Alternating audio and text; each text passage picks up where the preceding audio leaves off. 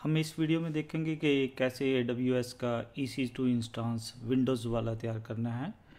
अभी हमने मतलब पहली वीडियोज़ में देखा करता कि कैसे लाइनक्स को इंस्टेंस को हम लॉन्च करते हैं, फिर उसको असेस करके देखा था। उसके अंदर फिर हमने एक सिंपल सा वेब सर्वर इम्प्लीमेंट करके देखा था।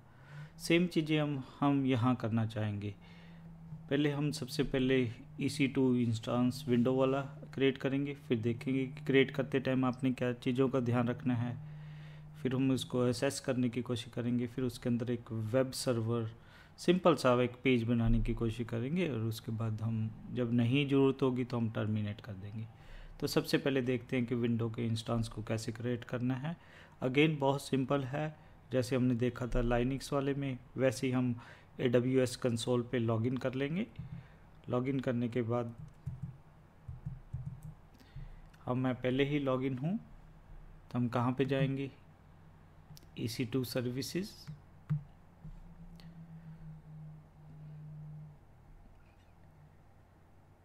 तो वहाँ पे हमारे पास अभी कोई करंटली हमारे पास रनिंग इंस्टेंस नहीं है। की पेयर हमने पहले ही क्रिएट कर रखा है। तो अब हम रनिंग इंस्टेंस पे क्लिक करेंगे।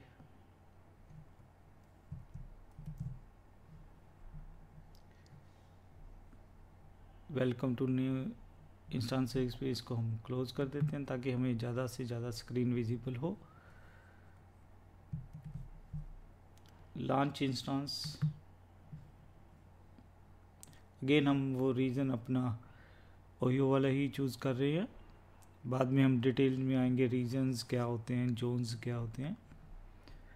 तो अब हमने जो सिलेक्ट करना है,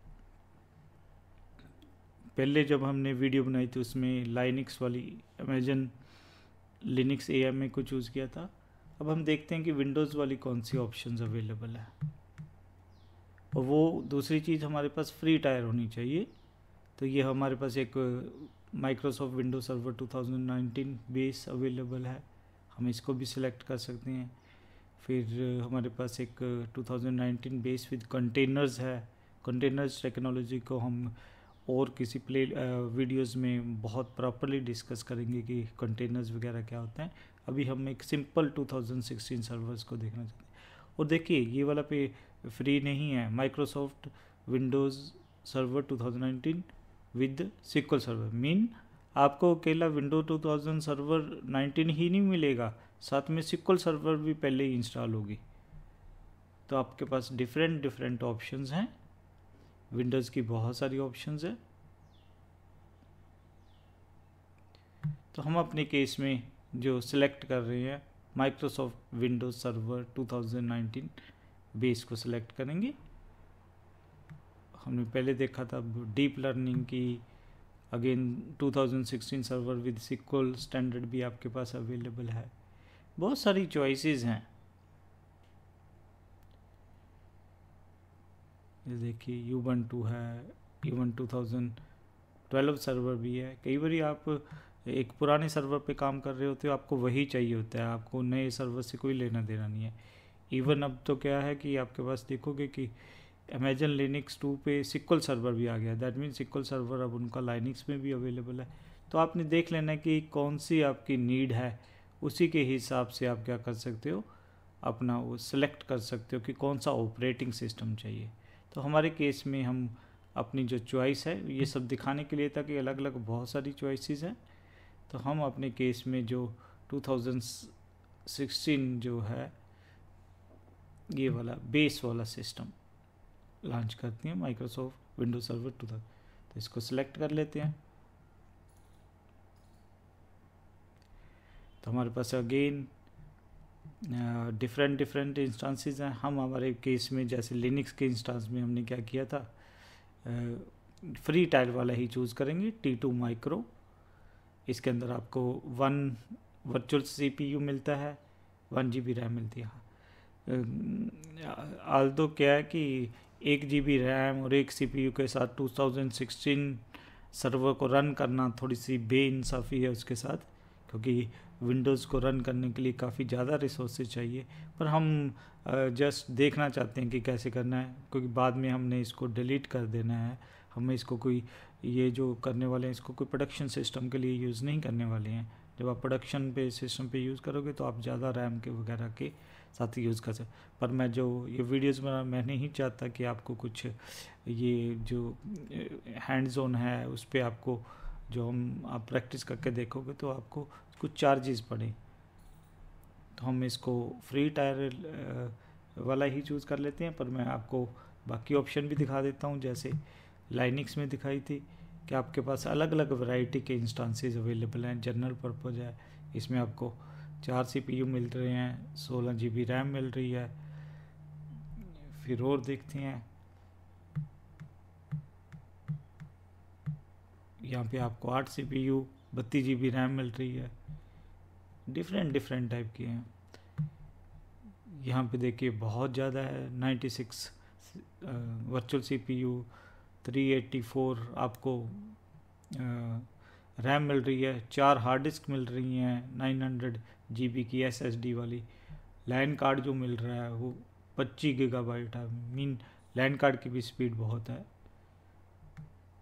तो अलग अलग आपके पास चॉइसेस वगैरह होती हैं। पर आपने फिर मैं कहता हूँ तो बार बार क्लाउड को यूज़ करते टाइम एक्साइटमेंट में नहीं आ जाना है कि आपको चार्जेस बहुत सारे पड़ने लग जाए। तो ये बहुत सारी ऑप्शंस अवेलेबल है। कहीं पे आपको हार्ड डिस्क ज़्यादा स्टोरेज ऑप्टिमाइज है, कहीं पे मेमोरी ऑप्टिमाइज है, मेमोरी में मेमोरी ज़्यादा होगी, स्टोरेज में स्टोरेज ज़्यादा आपको ऑफर होगा।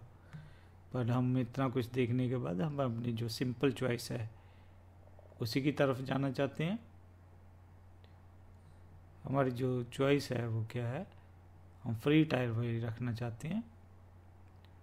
तो बाय डिफ़ॉल्ट यही सिलेक्टेड है। तो हमने अब कॉन्फ़िगरेशन डिटेल पे आ जाना है। कितने इंस्टांसेस चाहिए, हमें एक चाहिए।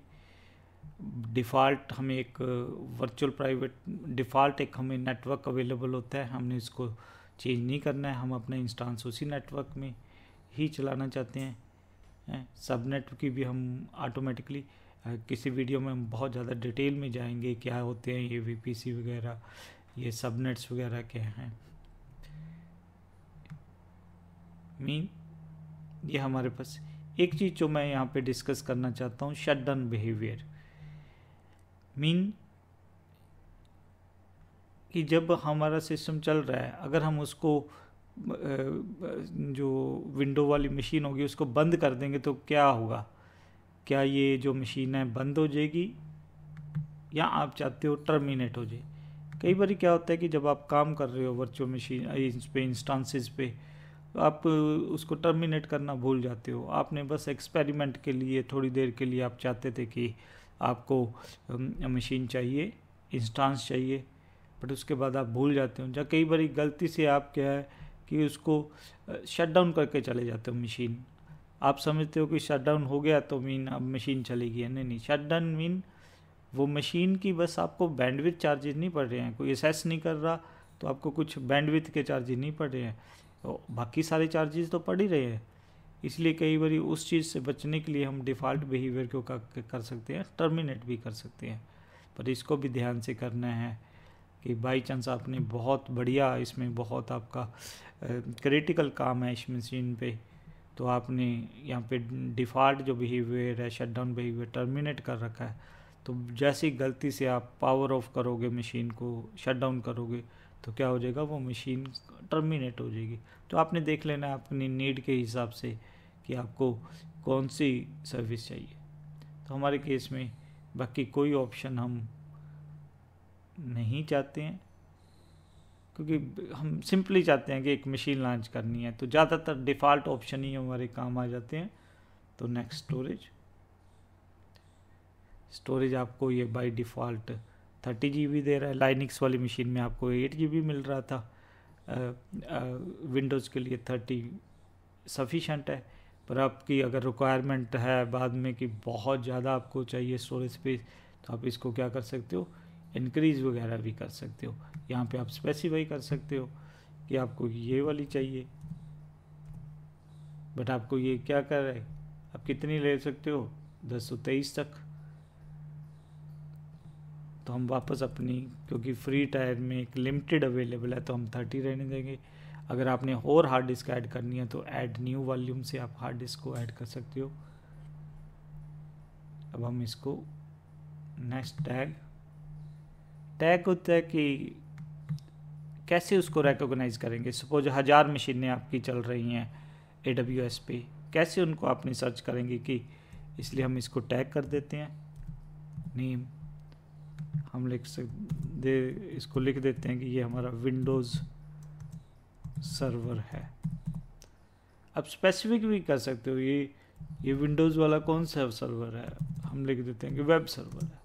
हो सकता है एक पे FTP सर्वर हो, एक पे मेल सर्वर इम्प्लीमेंट, रिकॉग्नाइज करने के लिए। वैसे भी हम जब फिजिकली भी सर्वर्स हमने रख रखे हैं, उसको हमने मार्क कर रखा, उसको लिख रखा होता है, उस पर कुछ ना कुछ लगा रखा होता है कि ये वेब सर्वर है, ये FTP सर्वर है, ये मेल सर्वर है।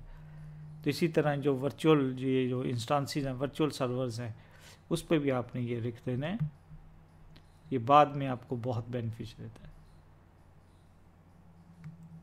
सिक्योरिटी ग्रुप हमने बोला था कि सिक्योरिटी ग्रुप का मीन फायरवॉल है। अब हम इस ग्रुप का नाम WinRDP लिख देते हैं ताकि हमें पता लग जाए ये विंडोज़ के लिए बनाया है। RDP ग्रुप हम बना देते हैं बाय डिफ़ॉल्ट, क्योंकि ये विंडो मशीन है, विंडो GUI में चल रहा होगा। हमारे पास क्लाइंट साइड में विंडो भी हो सकती है, लिनक्स भी हो सकती है। तो उसको रिमोटली असेस करने के लिए हमें एक कौन सा पोर्ट ओपन होना चाहिए, RDP। तो बाय डिफ़ॉल्ट ये ओपन ही है। बाद में हम सपोज वेब सर्वर भी इम्प्लीमेंट करना चाहते हैं तो हम क्या करेंगे, यहाँ पे वेब सर्वर को भी ऑन कर देते हैं, पोर्ट वो वाला ओपन कर देते हैं। बाकी सारी चीज़ें ठीक हैं। तो हमारा एक RDP पोर्ट ओपन है, एक हमारा। बाद में भी आप सिक्योरिटी ग्रुप्स को मॉडिफाई कर सकते हो, बट अच्छी प्रैक्टिस है कि आपने जो मेन पोर्ट्स चाहिए वो पहले ही आप उसको कर दीजिए। तो हमारे पास एक RDP पोर्ट रिमोट मैनेजमेंट के लिए, HTTP क्योंकि बाद में हम वेब सर्वर इम्प्लीमेंट करना चाहते हैं उसके लिए। तो रिव्यू एंड लॉन्च। अब आपने क्या करना है, सारी चीज़ों को वेरीफाई कर लेना है कि गलती से कोई बहुत बड़ी मशीन तो नहीं सिलेक्ट होगी। तो ये सारी आपने इंस्टांस डिटेल पे जा सकते हो, कौन सा इंस्टांस आपने। तो कई बार लॉन्च करने से पहले इसको चेक करना आपके लिए बेनिफिशियल हो सकता है। कहीं गलती से आपने कुछ सिलेक्ट कर लिया है और बाद में आपको चार्जेस पड़ गए तो दैट विल बी, वो काफ़ी आपके लिए मुश्किल हो जाएगा। तब हम क्या कर देते हैं, अगर लगता है कि आपको गलती से कुछ हो गया तो आप क्या कर सकते हो, एडिट कर सकते हो। पर हमारे केस में जो है हर एक चीज़ हमने बढ़िया ढंग से सिलेक्ट की है, कोई हमने गलती नहीं की है। तब हम क्या कर देते हैं, लॉन्च। तो भी की हमने पहले ही क्रिएट कर रखी है। सपोज गलती से आपने ना क्रिएट की होती तो अब ये भी लिख सकते हो कि यहाँ पे इस टाइम आप नहीं क्रिएट कर दे। प्रोसीड विदाउट ए की पेयर, कई बार ये हो सकता है हम इसको नहीं करना चाहते, अभी की अटैच नहीं करना चाहते हैं, तो वो भी आपके पास ऑप्शन है। पर हम अपना ये चूज एन एग्जिस्टिंग की पेयर हमें एक्नॉलेज करना पड़ेगा। उसके बाद हम क्या करेंगे, लॉन्च इंस्टांस। ये विंडो वाला इंस्टांस थोड़ा सा लाइनक्स इंस्टांस से ज़्यादा टाइम लेगा, तकरीबन 3 से 4 मिनट ले सकता है। तो हमारे क्या है, your instance is now running. तो यहाँ पे हमने क्या करना है, व्यू इंस्टांसेस पे आ जाना है। व्यू इंस्टांसेस पे हम देखेंगे कि यहाँ पे अभी वो स्टेट जो आपको दिखा रहा है वो आपकी पेंडिंग स्टेट दिखा रहा है। T2 माइक्रो है, ये उसका नाम है। ये आपको एक उसका वो एड्रेस मिल गया है, मॉनिटरिंग डिसेबल है, सिक्योरिटी ग्रुप का ये नाम है, की नेम ये है, ये डिटेल पता लग जाती है। तो यहाँ पे हम अब रनिंग स्टेट में आ गया है, तो इसकी और डिटेल जानने के लिए हम क्या करते हैं, तो थोड़ा सा इसको ऊपर कर देते हैं। हमारे पास ये इस मशीन का एड्रेस है। अब हम इसको असेस करने की कोशिश करेंगे। एक प्राइवेट एड्रेस भी मिल गया बाई डिफ़ॉल्ट 172.31.0. हो सकता है कई बार आपको प्राइवेट एड्रेस अपनी पसंद के चाहिए, तो वो भी हम देखेंगे बाद में किसी वीडियोस में कि ऐसा कैसे कर सकते हो आप। तो ये हमारे पास जो उसका जो स्टेटस है प्रॉपर्ली, ये हमारी मशीन प्रॉपर्ली रन कर रही है। अगले वीडियो में देखेंगे हम इसको असेस करने के लिए हमें क्या क्या करना पड़ेगा। तो आपने प्लीज़, अगर आपको वीडियो अच्छी लगती है तो आप इसको लाइक करिए और चैनल को सब्सक्राइब करने की कोशिश करिए।